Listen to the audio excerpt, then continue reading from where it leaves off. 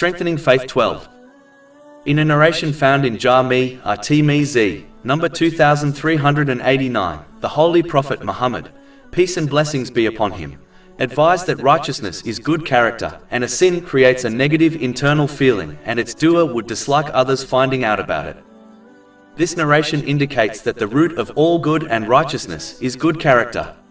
This is when one fulfills their duty towards Allah, the Exalted, by fulfilling His commands, refraining from His prohibitions, and by facing destiny with patience according to the traditions of the Holy Prophet Muhammad, peace and blessings be upon him. And it includes fulfilling the rights of people, according to the teachings of Islam. This can be fulfilled when one treats people in the same way they desire others to treat them. In fact, a person will not become a true believer until they love for others what they love for themselves. This has been advised in a narration found in Jami' at-Tirmidhi, number 2515.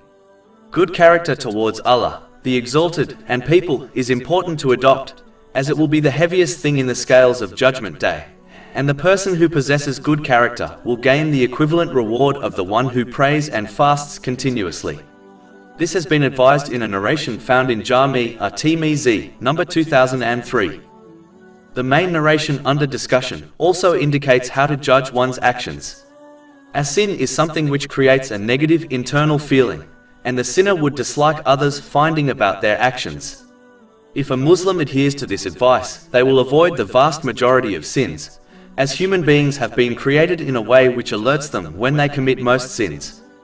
This guilty conscience is in fact a proof that one's soul has been predisposed to believe in their accountability on the Day of Judgment, as one feels negatively towards sins, even when they fully believe they will not be held accountable for them by people such as the police.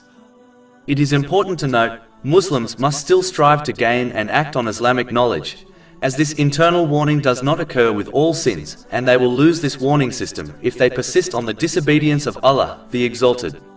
This has been indicated in a narration found in Sunan Ibn Majah, number 4244.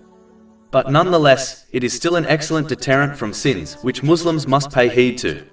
Over 400 free ebooks, audiobooks, infographics, podcasts and blogs available on our website, www.shaykhpod.com.